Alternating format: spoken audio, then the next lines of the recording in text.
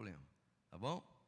Então, Colossenses capítulo 2, versículos de 1 a 5, diz assim a palavra de Deus: quero que saibam quantas lutas tenho enfrentado por causa de vocês e dos que estão em Laodiceia, e por muitos que não me conhecem pessoalmente. Que eles sejam encorajados e unidos por fortes laços de amor, e tenham plena certeza de que entendem o segredo de Deus, que é o próprio Cristo. Nele estão escondidos todos os tesouros de sabedoria e conhecimento. Eu lhes digo isso para que ninguém os engane com argumentos bem elaborados. Pois, embora eu esteja longe, meu coração está com vocês. E eu me alegro de que estejam vivendo como devem e de que sua fé em Cristo seja forte. Oremos. Senhor, nós estamos com a Tua palavra aberta e desejamos aqui, ó Deus, que a Tua igreja seja fortalecida, seja edificada. Pedimos esta bênção sobre o Teu povo, rogamos ao Senhor iluminação para a compreensão do texto sagrado. Em nome de Jesus, amém e amém. Queridos irmãos, nós estamos aqui naquilo que nós chamamos de culto da esperança, né? Que é essa abertura rápida. Daqui a pouco nós teremos a ministração da escola bíblica mesmo. Mas o apóstolo Paulo, ele, quando escreve esta carta, escreve da sua prisão domiciliar. E Paulo a escreveu porque muito provavelmente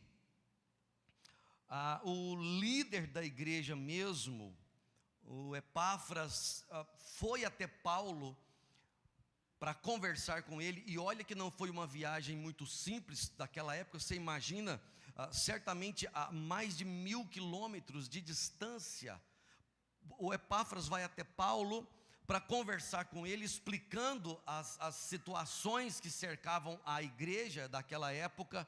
E Paulo, sabendo disso, escreve essa carta e de maneira específica, nesses versículos que lemos, nós temos Paulo evidenciando aquilo que é central em toda a Escritura, e sobretudo nos escritos paulinos, que é a supremacia da pessoa de Cristo, a sublimidade da pessoa de Cristo.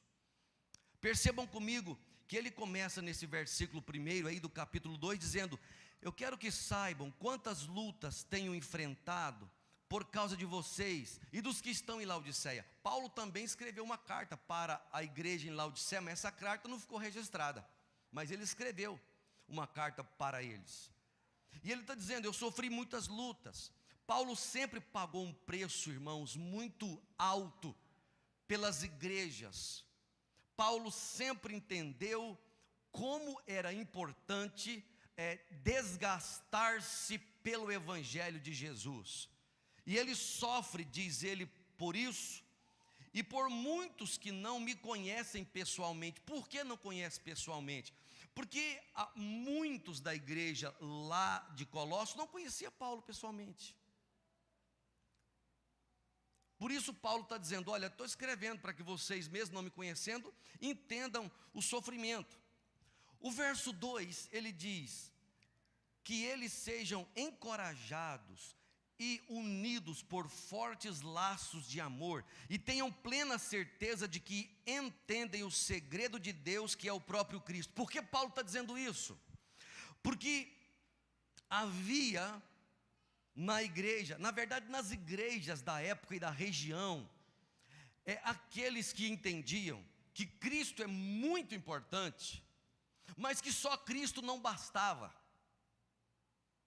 Era muito importante Cristo, a salvação em Cristo, mas havia ensinamentos que alguns elementos e algumas outras coisas precisavam ser acrescentadas na igreja. Irmão, se você prestar atenção, não é diferente hoje. Os púlpitos falam de Cristo, fala de Jesus, fala da salvação em Jesus, fala da graça em Jesus, mas quando você vai olhar, tem muitos elementos entrando na vida da igreja, que na verdade podem estar dizendo que Cristo na verdade nunca teve o papel e o lugar que sempre deveria ter. O que Paulo está querendo dizer aqui é: eu estou encorajando vocês, eu estou unidos com vocês, e eu quero aqui, diz ele, numa certeza muito forte, acreditar que vocês entendem o segredo de Deus. O mistério, na verdade, não é um mistério de estar escondido. A verdade é que há um segredo aqui, porque tudo está na pessoa de Cristo. É como se Paulo estivesse dizendo: tudo que vocês querem inventar, tudo que vocês querem experimentar, toda alegria, esperança, força, saúde, tudo que vocês querem está em Cristo. Vocês não precisam colocar elemento nenhum mais. Eu quero que vocês entendam com plena certeza de que o segredo de Deus é Cristo. É por isso que ele diz no versículo 3, irmãos queridos, que nele, em Cristo, estão escondidos todos os tesouros de sabedoria e conhecimento. Em Cristo. O que nos leva aqui a pensar nessa manhã, como é importante nós nos certificarmos do nosso conhecimento da pessoa de Jesus. Sabe, a questão da cristologia. Quem é Jesus? Como Jesus é revelado na Escritura Sagrada. A igreja precisa conhecer os nossos adolescentes, os nossos jovens. Nós não podemos subestimar, porque nós estamos falando da nossa salvação em Jesus, que Jesus morreu na cruz do Calvário para perdoar os nossos pecados, que a justiça dele foi imputada a nosso favor, que nós já esgotamos o que foi revelado acerca de Jesus por nós. Pelo contrário, nós precisamos nos debruçar nesse estudo acerca da pessoa de Jesus. Entendam, irmãos, toda a Bíblia aponta para a pessoa de Jesus. O Antigo Testamento fala de Jesus, o Novo Testamento apresenta Jesus cumprindo o Antigo Testamento. Os irmãos concordam que há muita coisa para estudarmos acerca da pessoa de Jesus? É por isso que Paulo está dizendo aqui: nele estão escondidos todos os tesouros de sabedoria e de conhecimento. Tudo que nós queremos está em Cristo. E aí nós queremos correr atrás de tantas coisas, tantas informações. Presta atenção. Se você tem pouco tempo para leitura, leia a Bíblia. Leia a Bíblia. Bíblia é livro de cabeceira. Leia a Bíblia. Eu tenho dito isso com muita frequência aqui na igreja, sim ou não? Domingo passado teve irmãos que me procuraram para falar sobre isso. Poxa, é um negócio que o pastor fala a vida inteira, não é?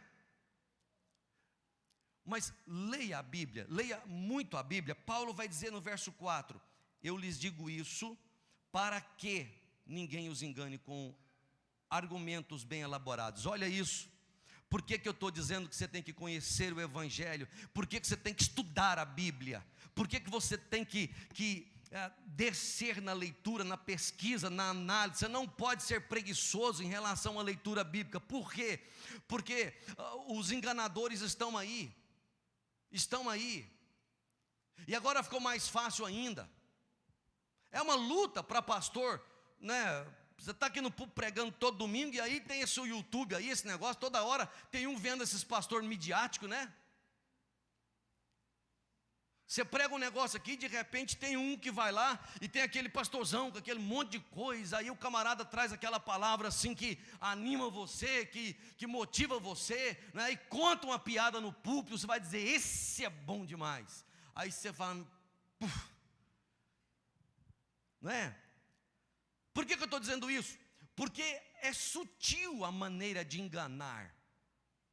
É sutil a maneira de torcer. E Paulo está dizendo aqui: olha, eu estou dizendo isso para que vocês não sejam enganados, porque os argumentos são bem elaborados. Os argumentos são bem elaborados.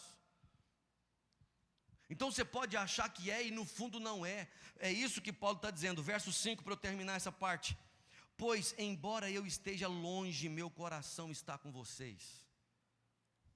Eu estou preso, estou distante, mas eu amo a igreja. Eu quero que vocês cresçam, eu quero que vocês sejam abençoados. E eu me alegro de que estejam vivendo como devem e de que sua fé em Cristo seja forte. John MacArthur escreveu um livro chamado A Suficiência de Cristo. E ele vai falar exatamente disso. O que nós precisamos está em Cristo. Nós precisamos conhecer a Jesus e perseguir em conhecer o Senhor Jesus. Bom, irmãos, o tempo nosso já passou aqui dessa abertura.